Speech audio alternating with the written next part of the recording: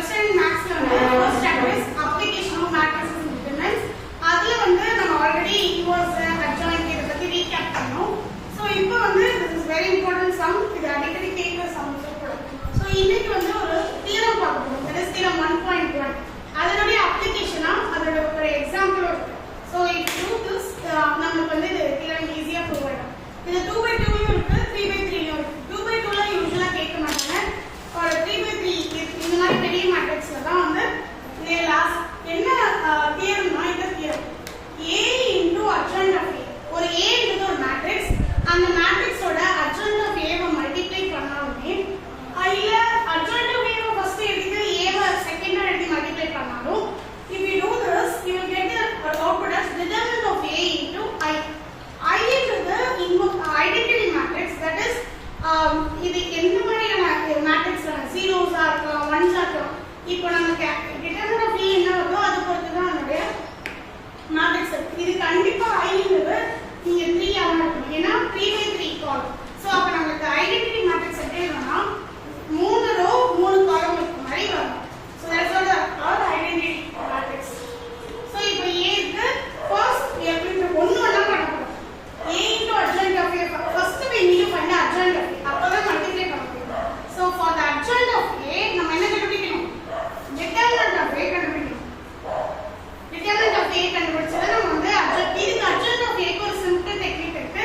that I will tell you. So adjoint of A னா so determinant of A க்கு கண்டிப்பா you need to put in the determination symbol.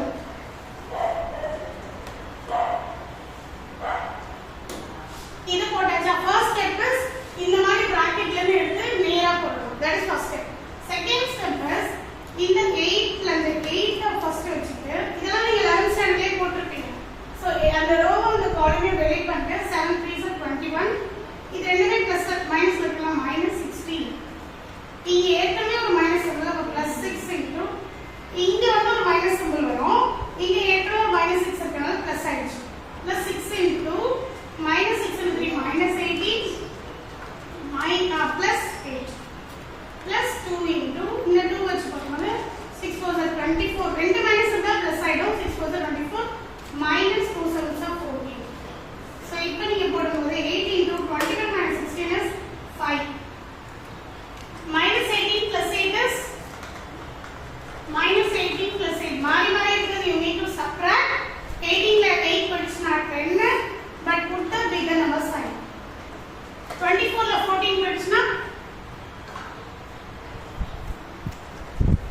10. So that is 10. Now you need to multiply. 5 8s are 40, 16s are -60 plus 20. So altogether 60 minus 60 you will get 0. So determinant value எனக்கு வந்து என்ன வந்துச்சு? 0 வந்துச்சு. So next I need to find out இதெல்லாம் copy பண்ணிட்டீங்கன்னு நினைக்கிறேன். நம்ம வந்து A into determinant of adjoint of A. First of all determinant of A கண்டுபிடிச்சோம், that is 0. இப்போ வந்து adjoint of A கண்டுபிடிக்கணும். adjoint of A ரொம்ப சிம்பிள். First of all ஒரு பெரிய bracket போட்டுக்கோங்க. மேல T போட்டுக்கோங்க. அதுக்கப்புறம் plus minus plus minus plus minus plus minus plus இது போட்டா போதும். சோ இது வந்து இந்த சிம்பிள் போடணும். இப்போ சிம்பிள்ஸும் டிரான்ஸ்போஸும் போட்டாச்சு. இப்போ என்ன பண்ணனும்? இந்த நம்பரை வச்சுட்டு இந்த ரெண்டையும் மல்டிப்ளை பண்ணனும். 7 3 is 21 -16. சோ இது பண்ணா 6 3 is -18 plus 8. இது பண்ணா 24 -4. இது ஃபர்ஸ்ட் அப்படியே டிட்டர்மினன்ட் வேல்யூ வந்துரும். இப்போ நம்ம இந்த எடுத்துறோம். இந்த வரை இந்த காலமை எடுத்துட்டு 6 3 is -18 plus 8. 8 is 24. இந்த மிட்ரோ இந்த ரோவே இந்த காலமை அப்படியே டெலிட் பண்ணனும். 8 3 is 24 -4. இப்போ இந்த இது ஃபுல்லா பண்ணனும். இது -4 8 are -32 plus 2 8 6. Next இந்த லாஸ்ட் அப்போ 6 4 is 24 -14. இது பண்ணும்போது -30 2 plus 12. Last row is 7 x are 56 minus 36. So இது வந்து உங்களுக்கு கண்டுபிடிச்சோம். So that is equal to இப்போ நம்ம இத வந்து அப்படியே டிரான்ஸ்போஸ் எடுத்துக்கலாம். எப்படி 21 minus 16 is 5. இங்க வந்து -10 இங்க வந்து ஏற்கனவே +10 ஆயிடும். இங்க 24 இங்க 10 இங்க 18 ல போயிடுச்சுனா 10 -10 +10 ஆயிடும். 24 ல 4 போயிடுச்சுனா 20 32 ல 12 போயிடுச்சுனா 20 24 ல 14 போயிடுச்சுனா 10 32 ல 12 போயிடுச்சுனா 20 that is a plus 20 56 ல 36 போயிடுச்சுனா 20. So altogether finally you are getting like this. Finally நமக்கு adjoint of A என்ன கிடைச்சிருக்குனா இதோட விட்டுற கூடாது. இதுக்கு வந்து டிரான்ஸ்போஸ் எடுக்கணும். That is adjoint of A is equal to I 10 10 10 20 20 10 20. So this is what our final adjoint of A. இப்போ நம்ம என்ன பண்ணோம்னா A வையும் adjoint of A வும் மல்டிப்ளை பண்ணனும். So first எனக்கு adjoint of A நான் எழுதிட்டேனால A நான் இந்த ஸ்டெப் ஃபாலோ பண்றேன். A வை நான் செகண்ட் இதுவா போட்டு மல்டிப்ளை பண்றேன்.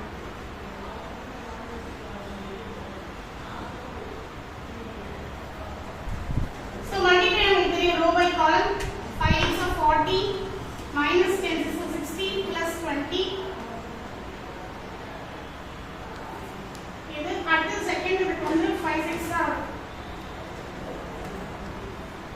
plus 70 minus 40. இங்க வந்து 2 5 are 10 minus 40 plus 30. At the second row first column 10 x are 80 26 are 120 plus 40. Second row second column minus 60 plus 140 minus 80. Second row third column 20 minus 80 plus 60. Third row first column 80 minus 120 plus 40. Third row second column minus 60 plus 140 minus 80. Third row third column 20 minus 80 plus 60. Altogether you will get it as 40 plus 60 is 60 minus 0. 30 plus 40 70 70 0. 10 plus 30 40 40 0. Again 80 plus 40 120 120 0. 60 80 140 140 0. 20 plus 60 80 minus 80 0. 80 plus 40 is 120 140 minus 140 0. 60 that is 140